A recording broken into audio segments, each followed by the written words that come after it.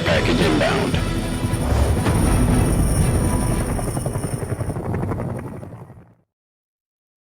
With PTSD, there comes a lot of, I don't know what to do. You're running around, you're trying everything, and you get to a point where you're just, now, you're tired. You just want normal. You want your family to be normal. You want to be happy. You want your spouse to be better. You just want the yelling to stop. You want to be able to connect with your spouse. And you want all these things like, yesterday. You're out there and you're screaming as loudly as you possibly can, praying, just praying someone will hear you and help you. You just want someone to fix it, or at least tell you how to fix it. You want them to say, do this, and this, and everything will be fine. You turn to other spouses, you turn to them for support, for understanding, and you start venting to them. Other spouses who walk in the same shoes as you do. They become who you can talk to get everything out. To not feel so alone and to feel better. You're getting everything out, because if you don't, you will explode and go insane, right?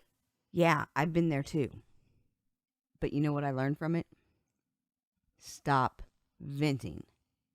Yeah, I see it. Y'all are going, what did she just say? Does she know the life I live? I mean, really now? This is my life. Come on now.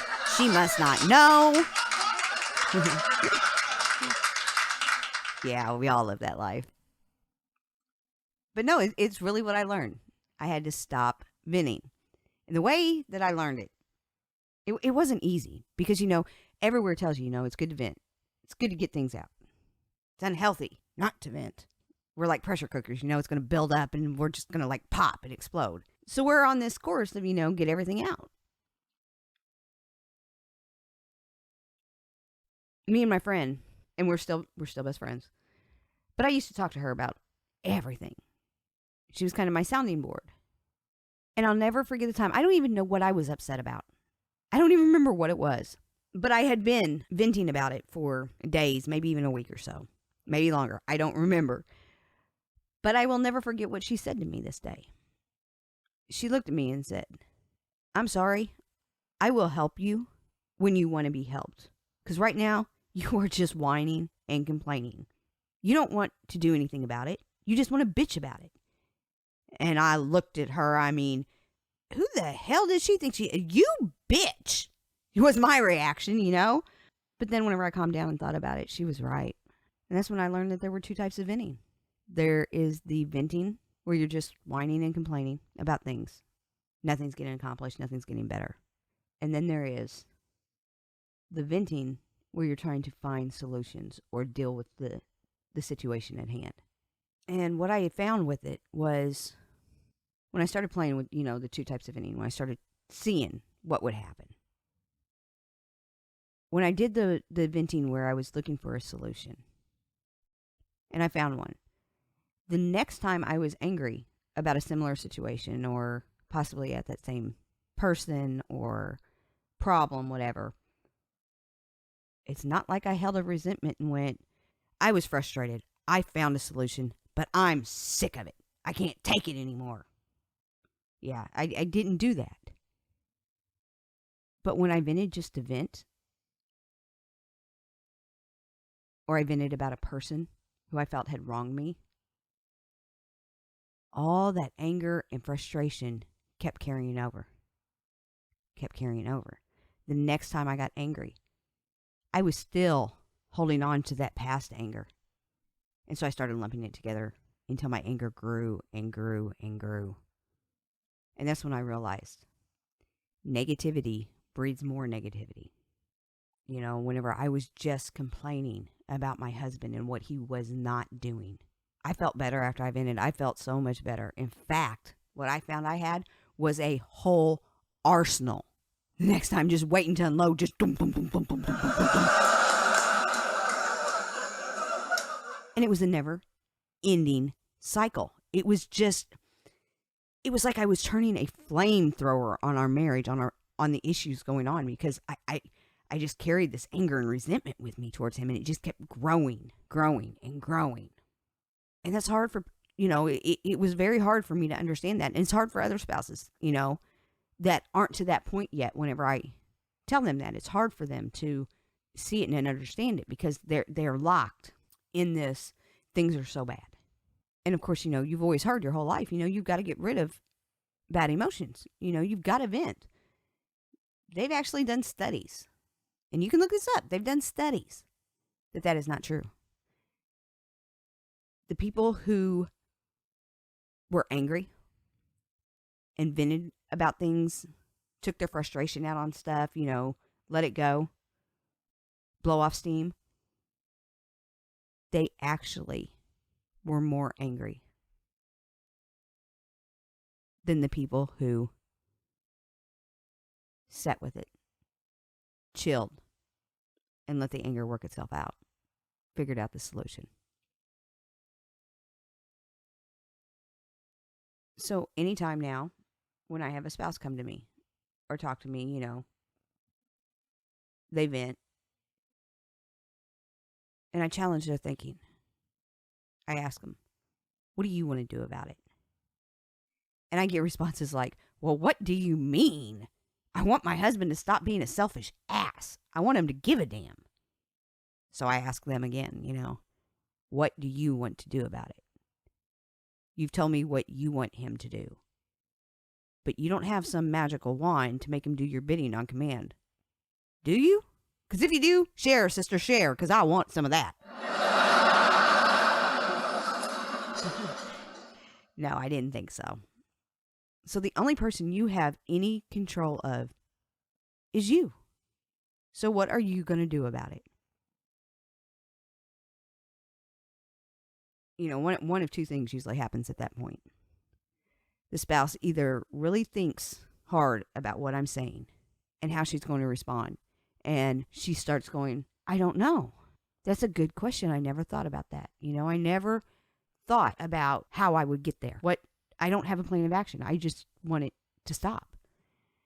Or I get an earful about how rude I am and how they just needed to vent with someone who understands. Ending with, how they don't need to be bashed or questioned because they just needed to vent. And I get it, whenever you're in that place, it's easy to do. I mean, just like I said, my reaction was, you bitch. It's not that I don't understand the reaction, because I do. I did it myself. But the question that kept coming up over and over again was, are you ready to do something about it? Do you want things to improve, or do you want to stay where you're at? And honestly, it's either yes or no. There is no other answer to that. And we all have said things, like, I do want things to get better, but I don't see how with, my spouse acting like this. I'm stuck where I'm at because he or she won't help themselves. They won't get help. Yeah, that line. I've said it too. And I realized, it was me giving myself an excuse not to change, not to make things better. I was having a pity party, but I couldn't see it that way at the time. And it was because I had all these negative emotions towards my husband because of what I thought my husband was doing wrong. But I learned, if you want things to get better, you have to do something. You have to become self-responsible. That's what I figured out. And being self-responsible means, that you own your emotions, your reactions, your expectations as your own. Knowing you have a choice in how you perceive things and your attitude. Negative emotions depend on your ability to blame someone or something else for something in your life that you're not happy about, rather than changing how you react to the situation or the person. Once I learned that, then I had to ask myself, so what do you want to do about it? And I wanted things to get better. And in order for things to get better, I had to start telling myself a different story. So once I figured out that venting, nonstop venting and bitching was just, it wasn't helping. People do need to get things out and they do need to work through things. So, once I decided that, okay, I'm only going to talk about things that I need to figure out, that I need to work through. Going to family and friends was virtually off limits just because they didn't understand what was going on, and they would say things like, you just need to leave, or he's verbally abusive, or I'd put my foot down and tell him, this isn't going to happen. So I turned to journaling. And journaling is hands down one of the best ways to vent and to deal with things. You also got to consider whenever you're out there telling everybody what's going on in your life, that could inadvertently be humiliating your husband. Not everything is for public consumption, because when you're in a marriage, it's just the two of you. It's not the two of you and your parents and his parents and this friend and that friend. It's the two of you. And you guys have to learn to work together, rely on each other. So when I turned to journaling, I kept 2 journals. One for all my emotional, and the other for very factual accounts of what happened, not what I interpret him saying. I mean word for word what was said. That way, whenever we went to counseling and they'd go, what do you want to talk about today? And I would bring up, well, this happened and it didn't go very well. Things weren't dealt with very well. And they'd, okay, tell me about it. So I would get out my little journal notebook and I'd start proceeding to tell them what happened. And they'd look at my husband and go, is that how you remember it? And he goes, yeah. We cut out so much of the he said, she said bull crap that way, because so long as it was factual and not my interpretation or what I implied he was trying to say, then all we had to deal with after that was, okay, why did this part upset you? Then I could explain, or he could explain what he meant, or vice versa. So these are very, important things.